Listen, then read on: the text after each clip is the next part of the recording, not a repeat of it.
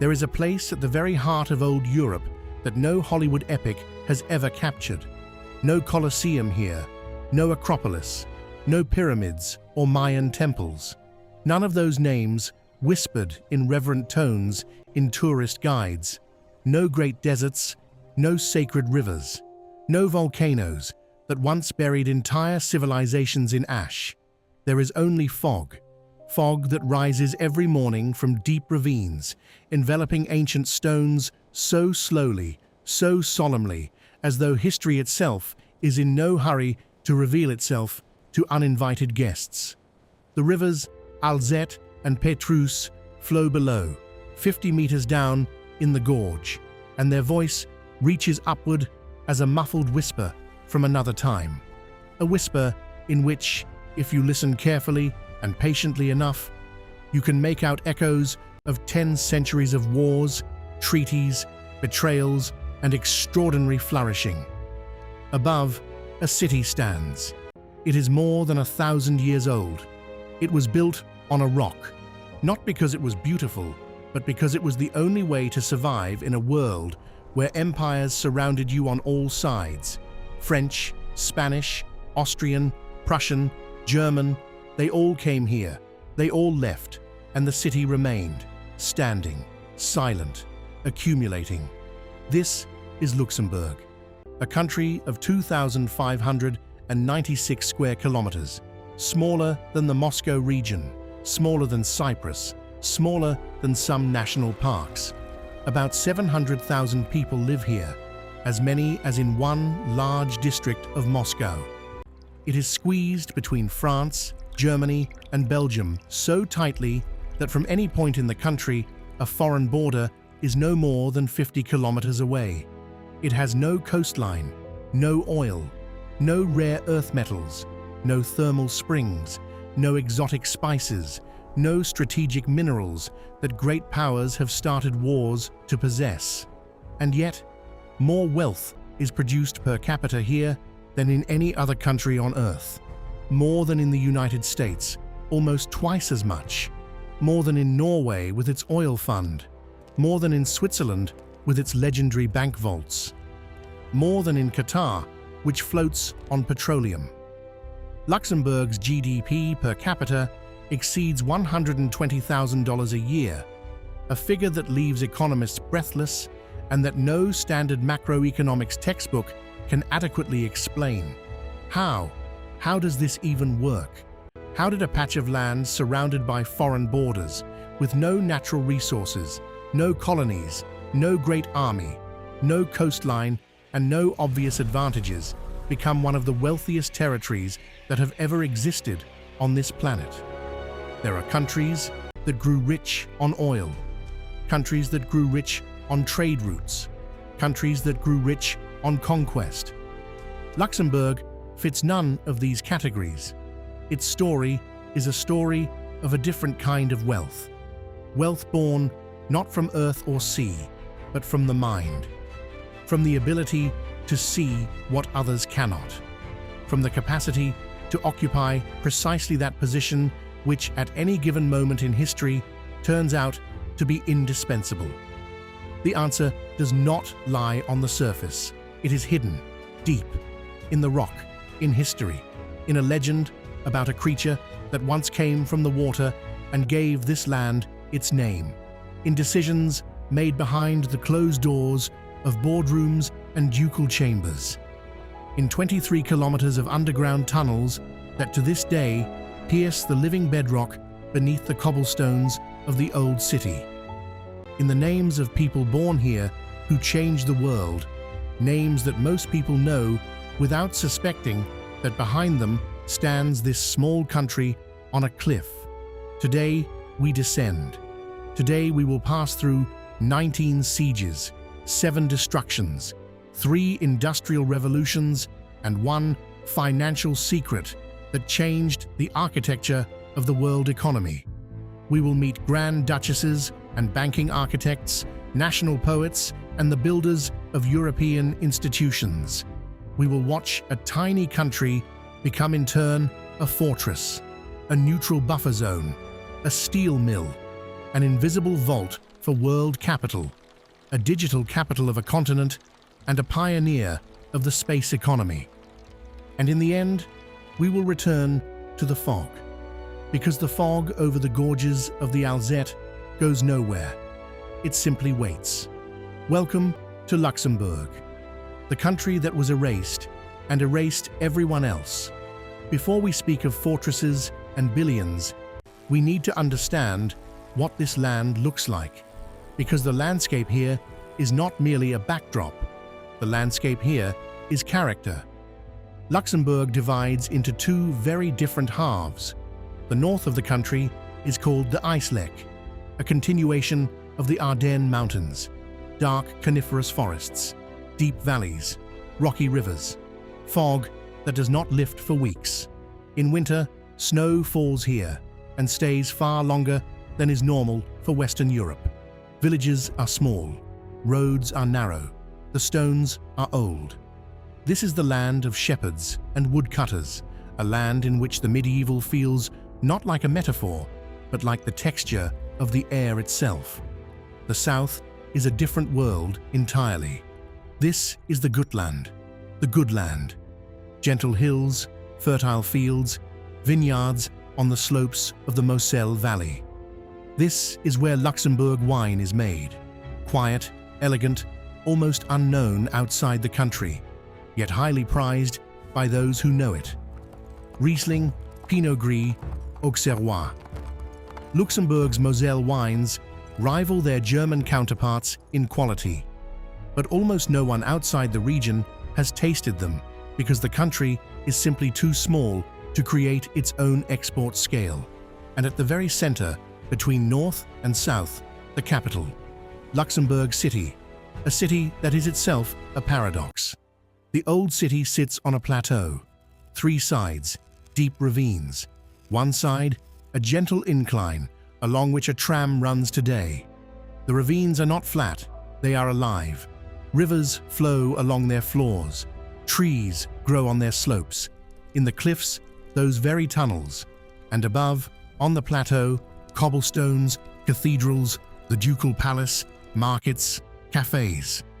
Life that seems unaware of the abyss beneath its feet. Or perhaps it is aware, but has long since grown accustomed. The Adolphe Bridge, built in 1903, connects the old city to the newer Gare district. Its arch, spanning 85 meters, was at the time of construction one of the widest stone arches in the world. Today, below it, green slopes and quiet walking paths. Above it, trams and tourists with cameras.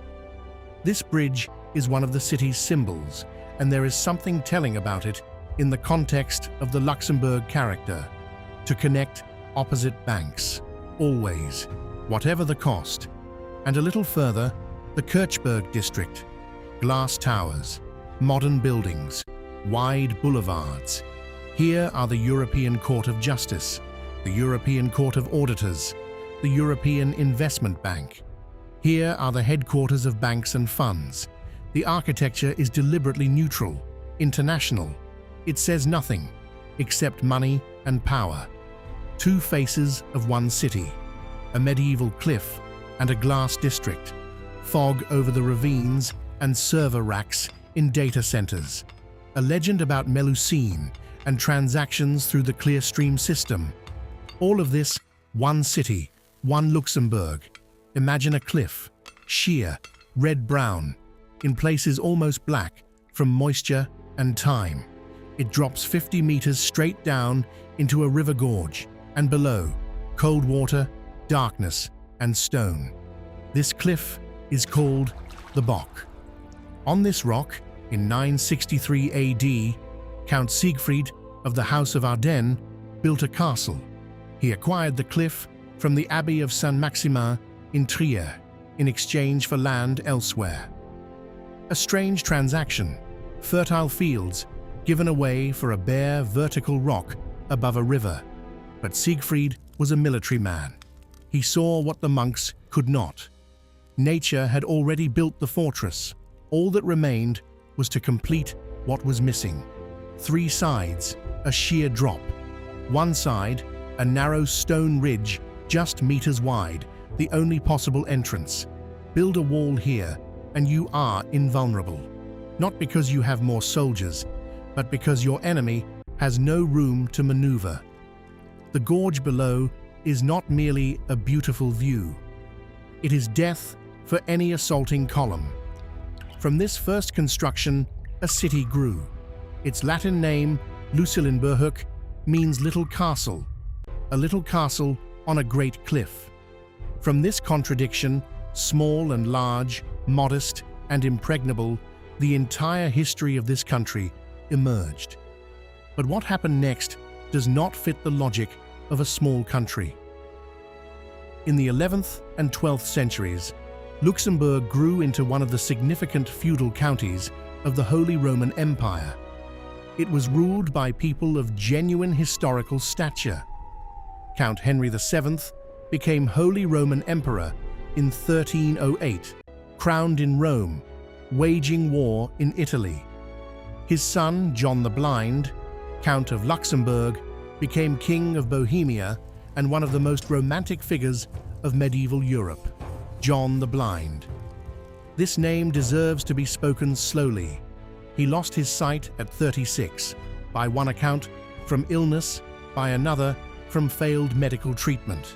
He could see nothing, nothing at all, and yet he continued to fight, in person, on horseback, in armor, into the thick of battle. In 1346, at the Battle of Crécy, one of the greatest engagements of the 100 Years' War, John the Blind ordered his horse tied to the horses of two knights so as not to lose his bearings in combat. He charged into the battle against the English archers of Edward III, and he died there. But before he died, he killed several opponents, blind, tied to the horses of others, fighting to the last breath. His motto, Ich dien, I serve.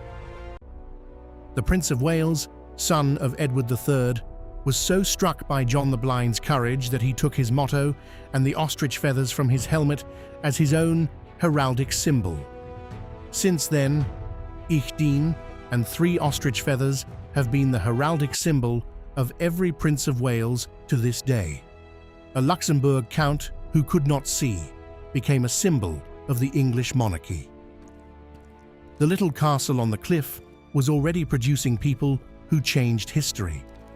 The next 700 years transformed the little castle beyond recognition. Everyone who owned this land, Spanish Habsburgs, French kings, Austrian emperors, Prussian generals, every one of them added something. Not outside, inside, in the rock. They carved the stone by hand. Luxembourg sandstone is soft enough to cut with tools, yet hard enough to hold vaulted ceilings without additional support. The perfect building material. It lay right underfoot, beneath the city. It could be cut like bread, leaving vault surfaces so smooth that tool marks remain on the walls to this day. Tunnel by tunnel, gallery by gallery, barracks by barracks, storeroom by storeroom, embrasure by embrasure. The Spanish, who held Luxembourg from the mid-16th to the late 17th century, transformed the underground system into a true subterranean city. Multiple levels of galleries, one beneath the other. The lowest level reached all the way to the river. From there, men could be evacuated unseen or reinforcements received, bypassing the besiegers entirely. By the 19th century, the underground system measured 23 kilometers of passages. Thousands of soldiers could shelter and be fed here. There was a water supply, wells and cisterns carved directly into the rock, a kitchen, a hospital, a prison, a stable carved into the cliff for several hundred horses, a forge, an armory stocked with supplies for a full year of siege. The city lived above. Another city lived below. And when French troops approached the walls, and then Austrian, and then Prussian, they faced a choice with no good option. Storm the fortress head-on and lose half an army in the narrow gorge under fire from embrasures cut into the rock at different heights, or besiege it and wait for months while the garrison in the tunnels calmly consumed underground provisions that would last a year. The fortress was besieged 19 times. 19 coalitions were assembled against it.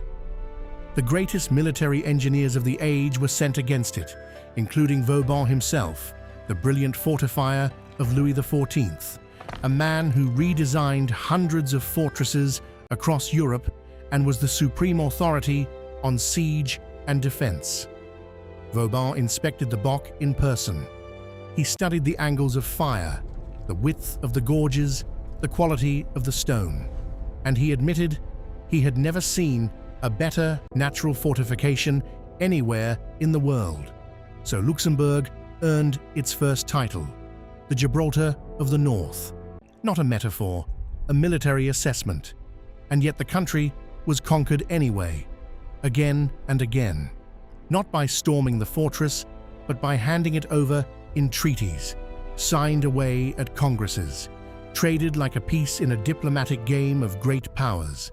Spain held it from 1555 to 1684, then France under Louis XIV for 23 years, then the Habsburg line again, then Napoleon absorbed it into the French Empire, then the Congress of Vienna in 1815 made it a Grand Duchy and gave it to the Dutch crown, while keeping a Prussian garrison in the fortress. Then the Revolution of 1830, the separation of Belgium, the partition of territory, the loss of more than half the country's land. The little castle was lost, divided, handed over, trimmed, but it always remained itself. And so Luxembourg began learning a different kind of invulnerability, the kind not taught in military academies, the kind not carved in stone. Among the names associated with Luxembourg, there is one that every European knows, but few remember where it came from. Robert Schuman, one of the founding fathers of the European Union, the man who signed the Declaration of 1950, the first step toward what is today called United Europe. Squares and boulevards in dozens of cities bear his name. His portrait is on postage stamps.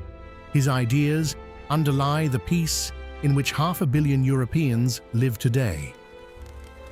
Robert Schuman was born in Luxembourg in 1886, into a family where French and German roots were intertwined, exactly as they are intertwined in Luxembourg's own identity.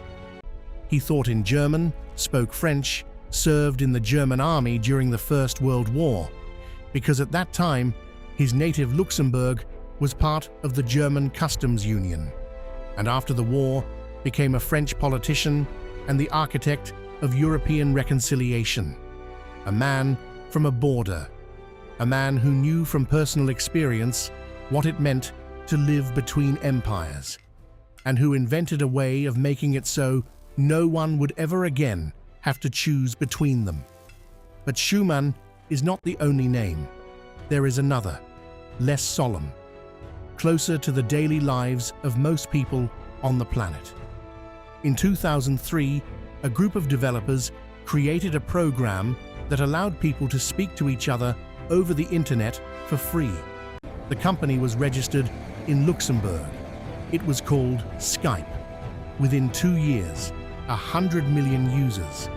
A decade later, Microsoft bought it for $8.5 billion. Skype changed the way humanity communicates, and legally, it was born here, in a country of fewer than 700,000 people. RTL Group, the largest commercial broadcasting company in Europe. Television channels in 15 countries, hundreds of millions of viewers. Headquarters, Luxembourg. From this cliff above a gorge, a media empire is managed that shapes the news agenda of half a continent. ArcelorMittal, the largest steel company in the world. Headquarters, Luxembourg. When Lakshmi Mittal was building his global steel empire in the early 2000s, Luxembourg became its legal and management center. Symbolically, the country that built its first industrial wealth on steel is today home to the company that produces more of it than any other on Earth. SES, Société Européenne des Satellites, one of the largest satellite operators on the planet. Its satellites hang in geostationary orbits and provide television broadcasting to hundreds of millions of households. Founded in 1985, based in Luxembourg, a small country, countless invisible threads stretching from it to every corner of the world. In 1867, something extraordinary happened. After a series of European wars, after Prussia and France had nearly collided head-on, right here, the great powers sat down and signed the Treaty of London. Luxembourg was declared a perpetually neutral state. The Prussian garrison was to leave the fortress, and the fortress itself, that same unconquerable 23-kilometer fortress, was ordered to be demolished. It was torn down. Everything above the surface was leveled. Towers, walls, bastions, 700 years of fortifications, reduced to rubble in a few years of construction work. Only the tunnels were left. They were too expensive to fill. For the people of Luxembourg, this was a moment of strange liberation and simultaneous strange fear. No walls, no soldiers, alone, small, unarmed, between three great powers who might change their minds at any moment. And here is the paradox. Precisely at this moment, the moment of maximum military vulnerability, Luxembourg made the most intelligent decision in its entire history. It decided to become indispensable to everyone simultaneously. Neutrality is not surrender. It is political technology of the highest order. When you fight no one, everyone wants to trade with you. When your borders are open, goods and money flow through you. When you threaten no neighbor, neighbors spend no effort trying to absorb you. A small state found a way to exist among great powers, not by opposing them, but by becoming an irreplaceable crossroads for all of them. The first result of this strategy was the railway. As early as 1859, a line connecting France with the German lands ran through Luxembourg. The small country became a transport hub. Goods, capital, and workers began flowing through it even before the fortress walls came down. When they did come down, the function remained. But neutrality alone does not feed a nation. In the southern part of Luxembourg, in a region called the Minette, the earth is red, literally red. Red from iron ore that lies almost at the surface. For centuries, peasants cursed this soil. It yielded poorly, it was heavy and difficult. No one knew that beneath their fields lay a fortune. In 1878, the engineer Sidney Gilchrist Thomas developed a new method of processing phosphoric iron ore, exactly the kind that made up the Minette deposits.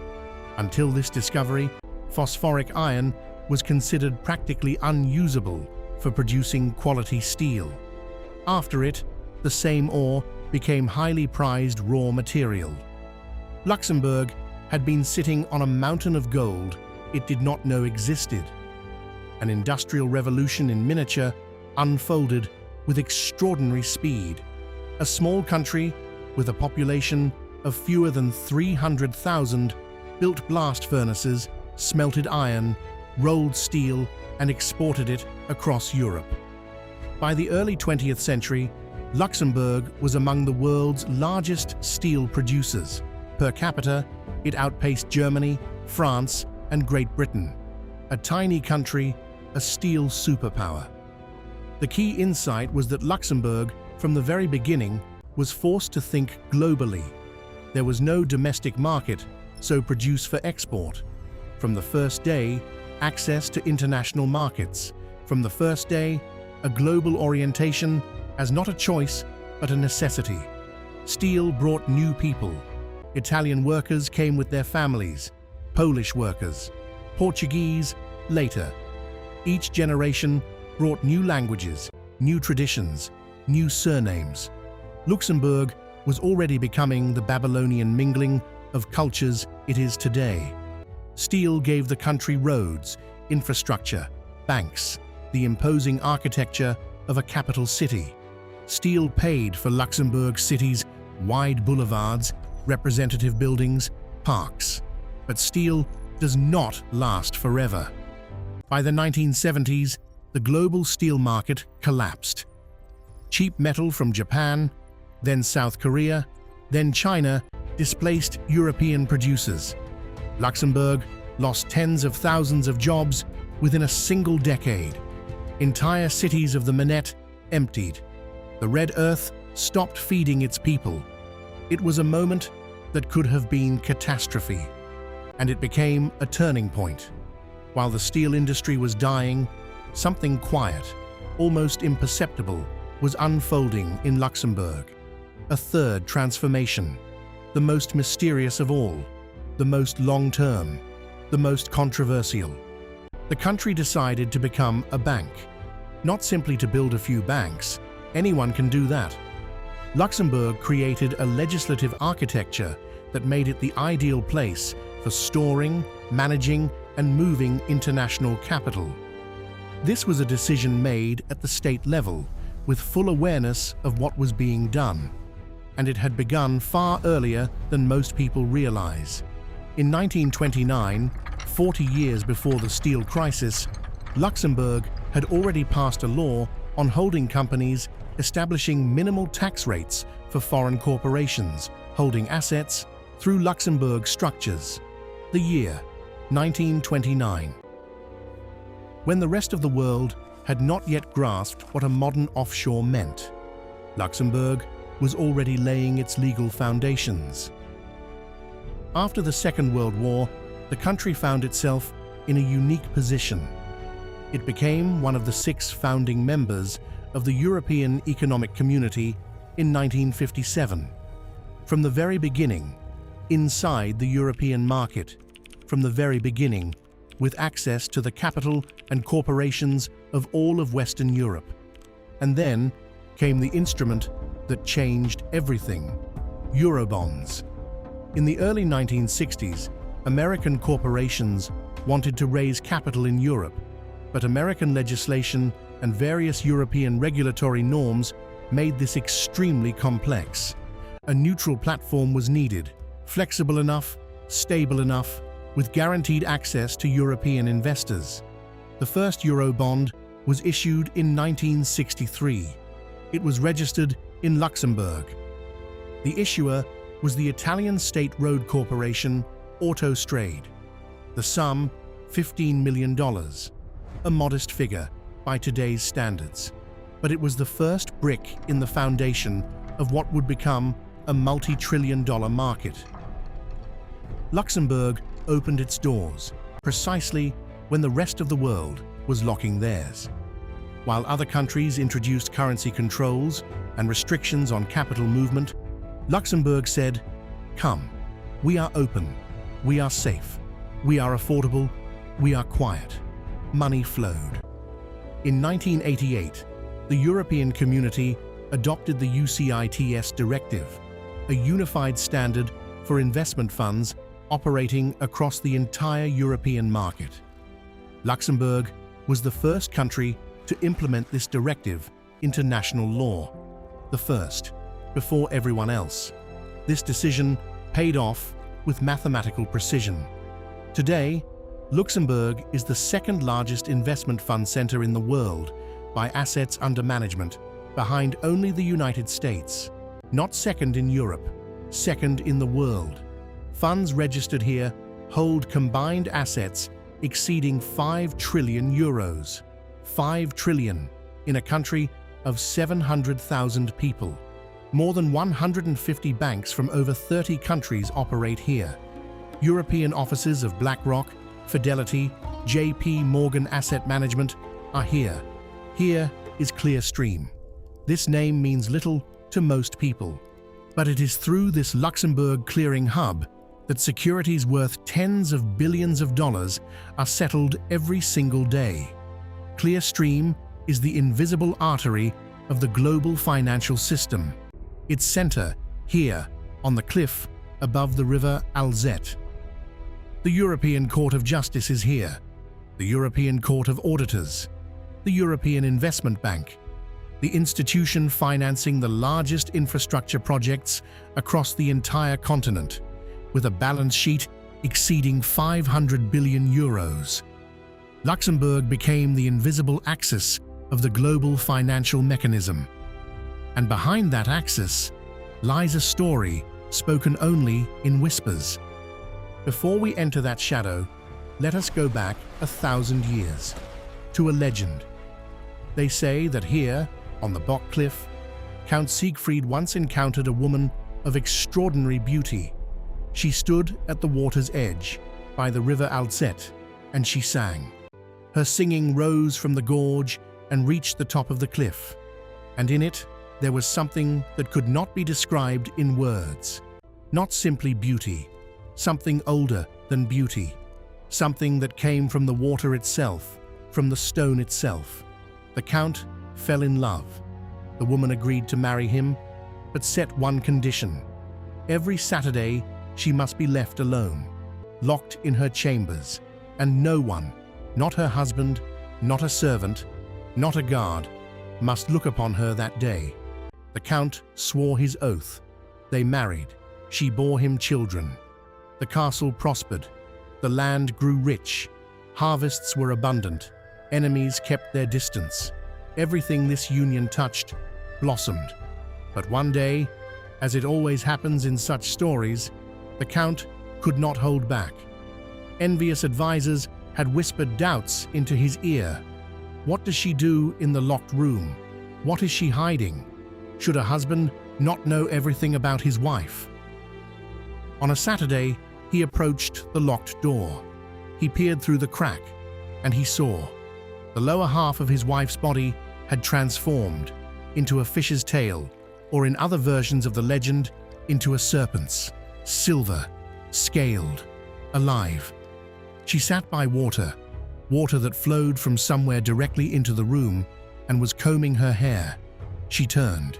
She met his gaze and vanished, dove into the water, into the river, forever.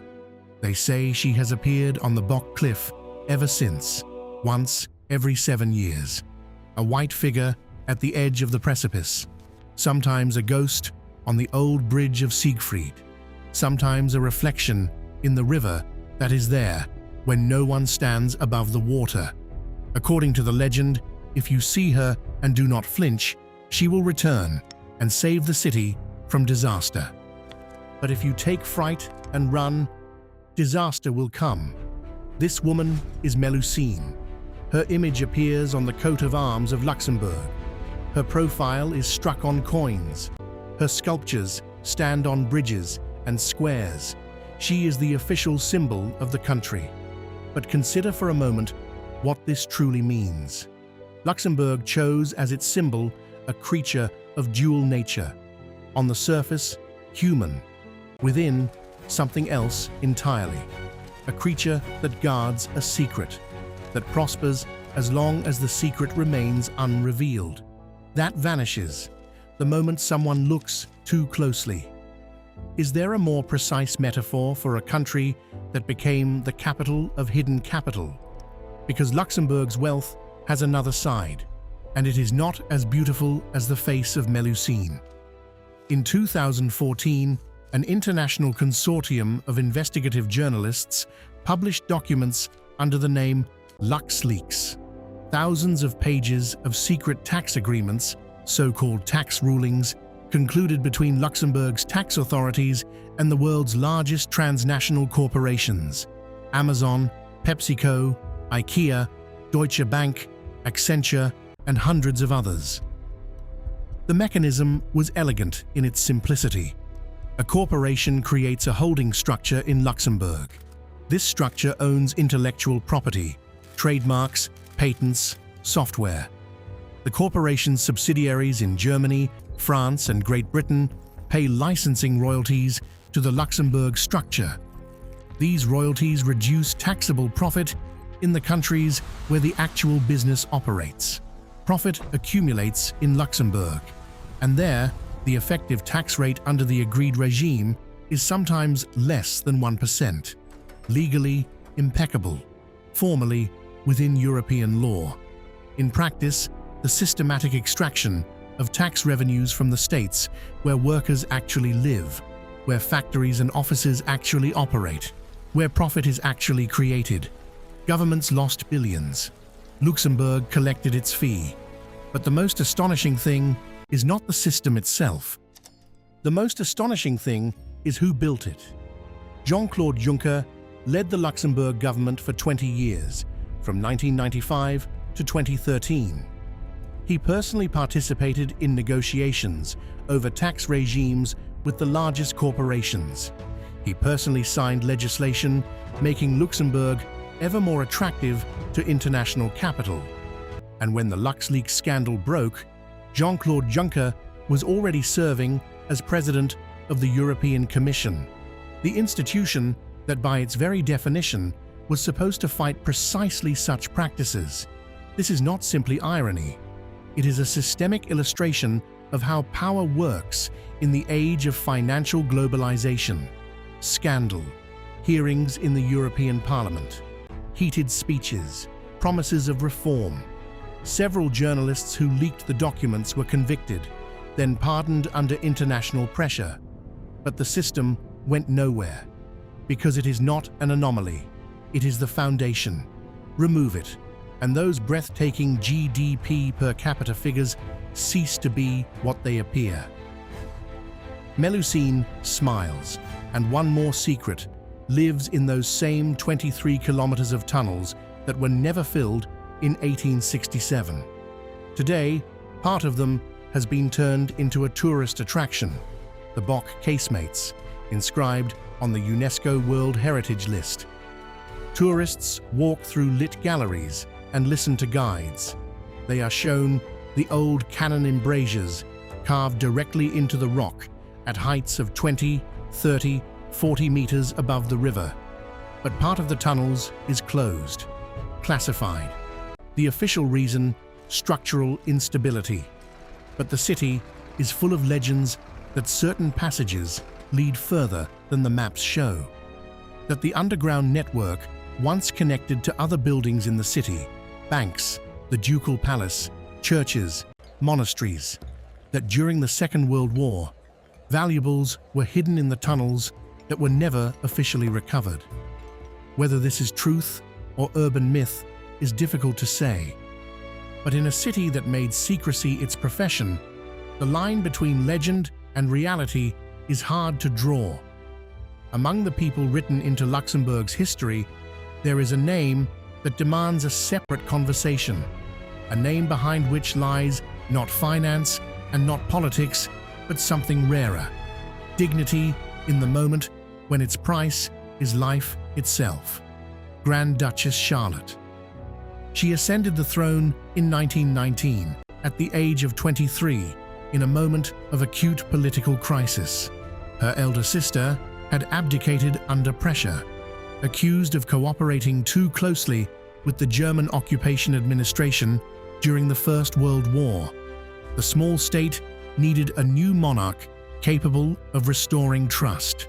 Charlotte reigned for 45 years, but one single moment of that reign stands above all the rest. On the 10th of May 1940, at 5 o'clock in the morning, German troops crossed the Luxembourg border. The neutrality enshrined in international treaties was violated without a declaration of war, without warning. Within hours, the Wehrmacht was in the capital. Grand Duchess Charlotte left the country. She did not surrender.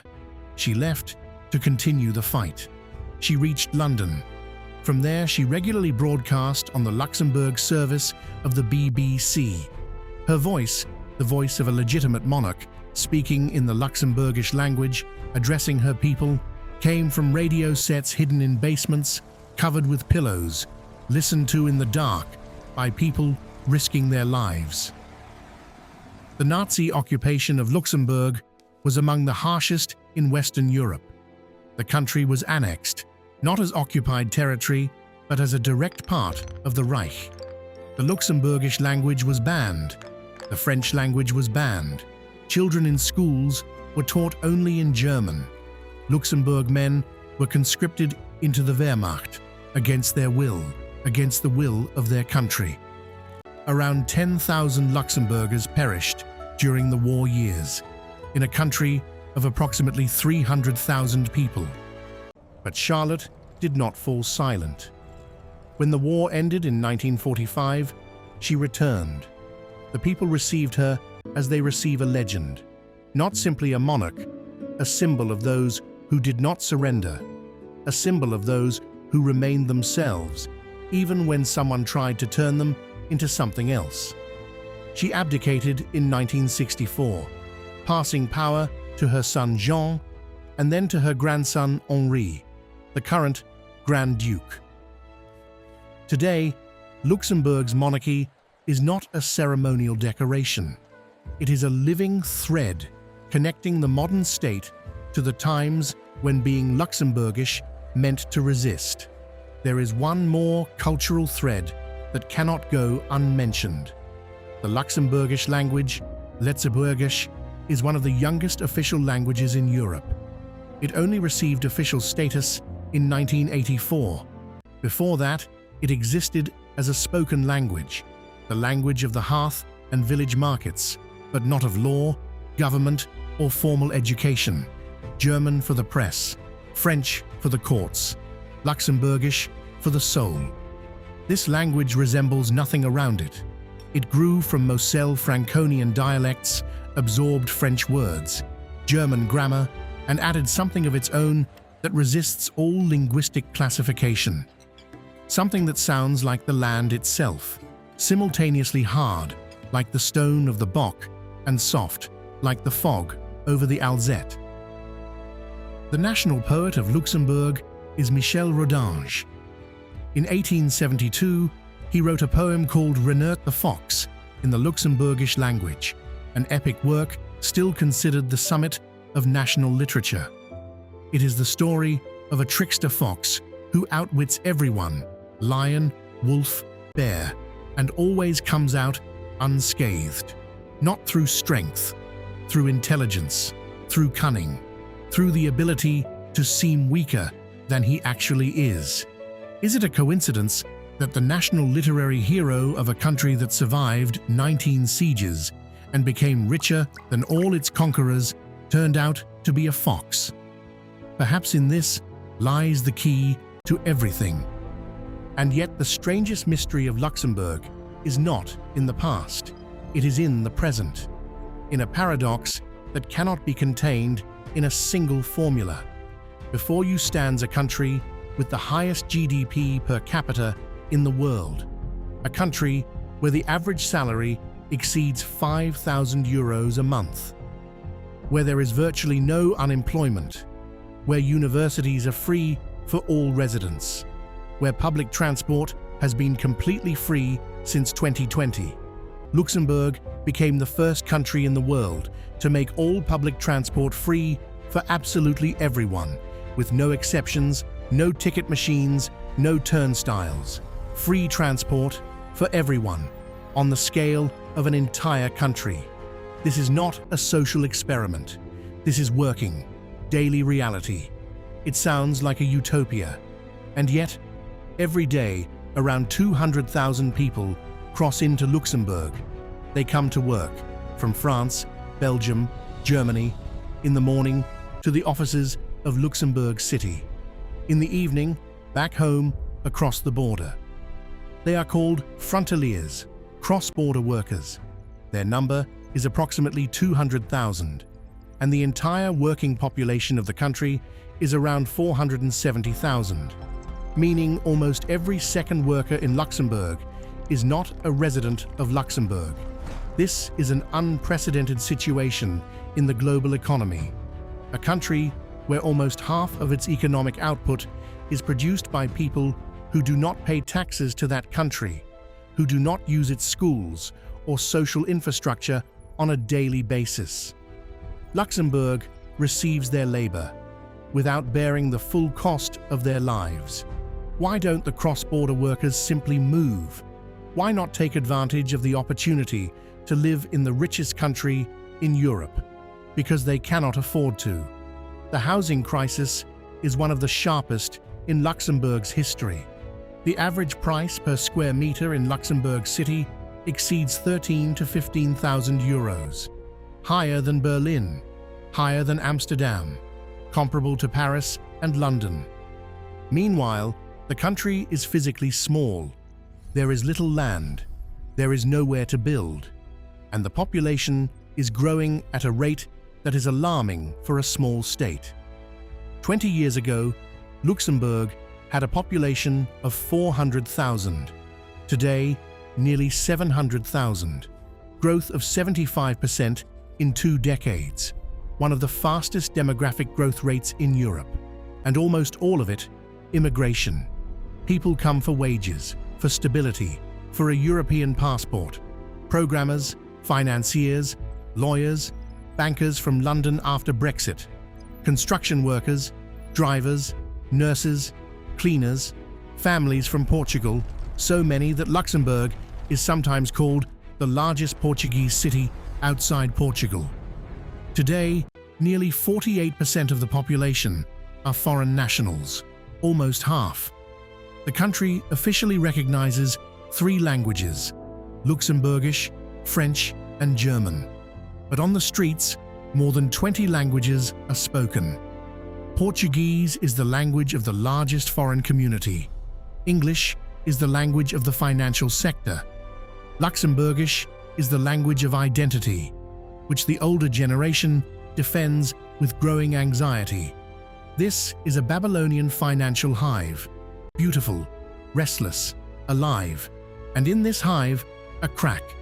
High GDP per capita is the average temperature across the ward. It is calculated to include those 5 trillion euros in fund assets, those billions in corporate profits that flow through Luxembourg structures and formally enter national accounts, those bonuses of bankers who do not live in the country 5 days out of 7. The actual distribution of income is something else entirely. Luxembourg's Gini coefficient, the standard measure of inequality, is higher than in most Western European countries. According to Eurostat, around 17% of the population live at risk of poverty. In the country with the highest GDP on the planet, 17% of people live in financial instability. This is not theory. This is official European statistics. The little castle on the cliff has become simultaneously the richest place on Earth and home to one of the most acute social inequalities in Western Europe. Melusine smiles again, but Luxembourg does not stand still. Since the late 2000s, the country has been deliberately building the 4th version of its economy, a digital one. In 2000, the European Union adopted an e-commerce directive. One of its provisions established that VAT on digital services would be charged at the rate of the country from which the company conducted business, not the country where the buyer lived. At the time, Luxembourg's VAT rate of 15% was the lowest in the EU. iTunes, Amazon Prime, Netflix, Spotify, all of them opened European offices in Luxembourg. All digital content sales to European consumers legally flowed through Luxembourg and were taxed at the Luxembourg rate. This rule was changed only in 2015, under pressure from other EU countries losing tax revenues. But by that point, Luxembourg had already built a technology ecosystem that survived the rule change and continued to grow. Today, Amazon Web Services data centers, serving a significant share of European cloud traffic, are located here. European headquarters of Apple, PayPal, LinkedIn, Rakuten. Offices of more than 800 technology companies. The same logic, a new scale. And here, a horizon spoken of with increasing seriousness and excitement: space. In 2017, Luxembourg passed a law allowing private companies to extract resources in outer space, from asteroids, from the moon, and legally own them.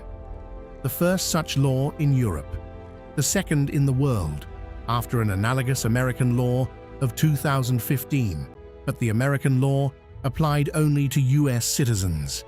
The Luxembourg law is open to companies from any country in the world, provided they are registered in Luxembourg. This is not science fiction.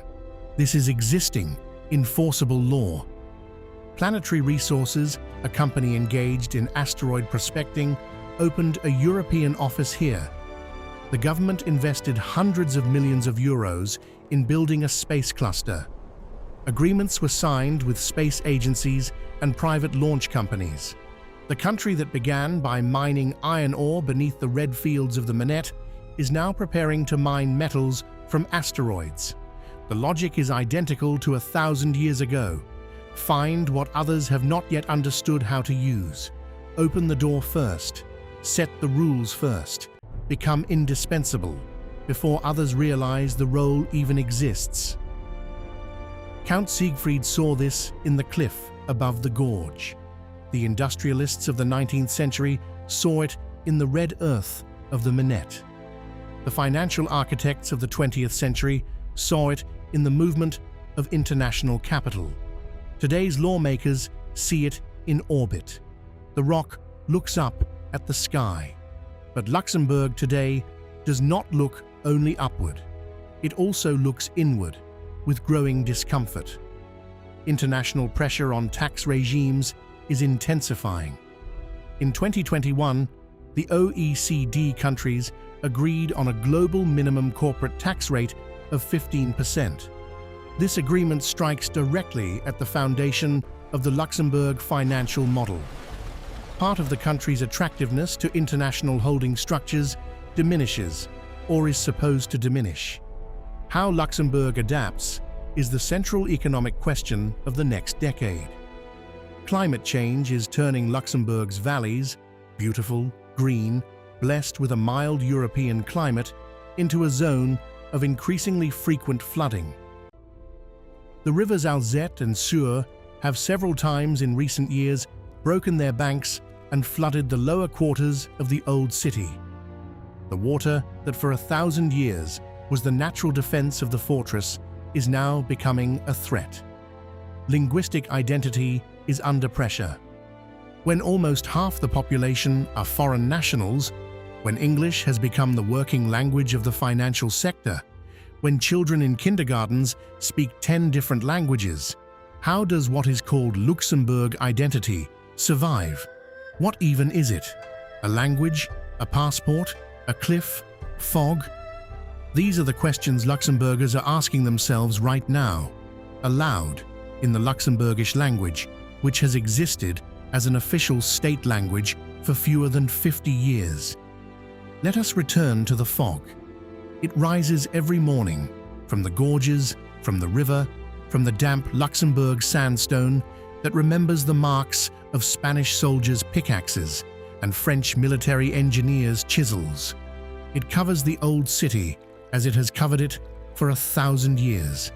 The towers emerge through the white air slowly, like memories of those who stood here before us.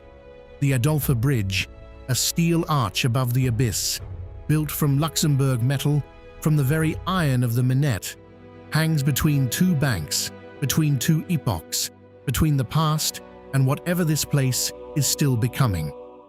What is Luxembourg truly? It is a question this city asks itself and takes its time answering. Because Luxembourg has always lived not by answers, but by the ability to ask the right questions at the right moment. It is not a country of oil, not a country of colonies, not a country of great conquests or epic battles.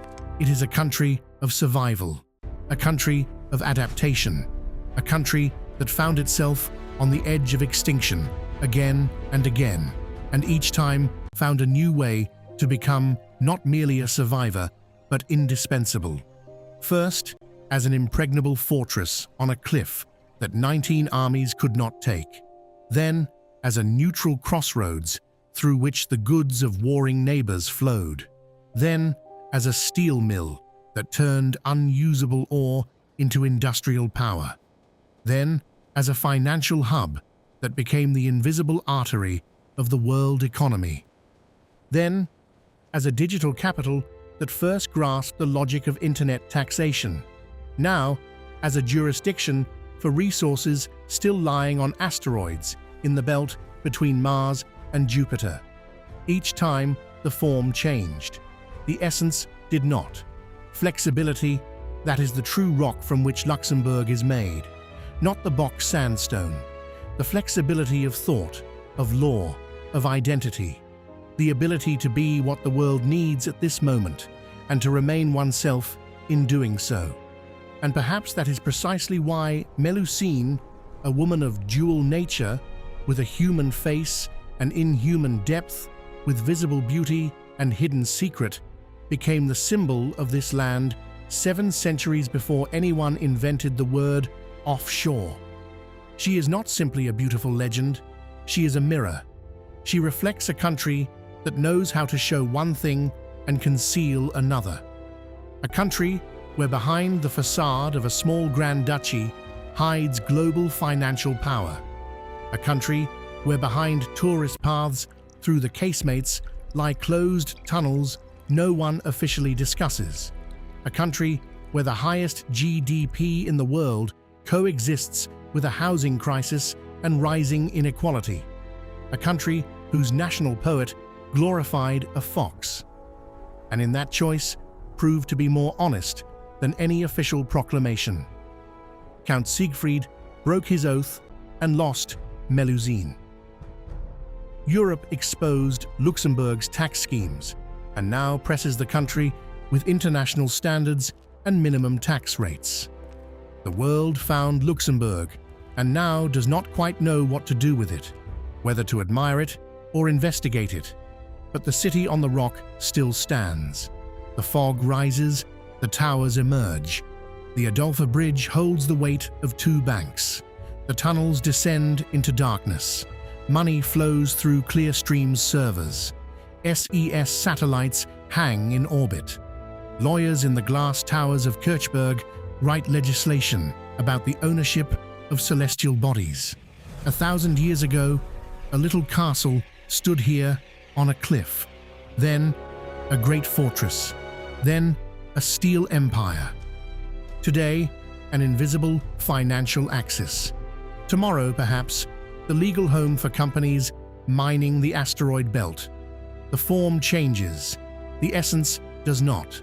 This land knows how to keep secrets, knows how to turn limitation into strength, knows how to see opportunity where others see a dead end, knows how to remain itself while changing everything else around it.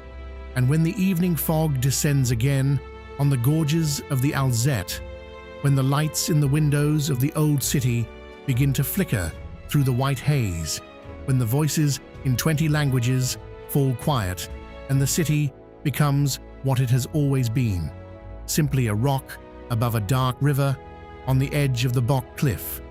If you look long enough and quietly enough, you can make out a silhouette, white, still, gazing into the darkness below.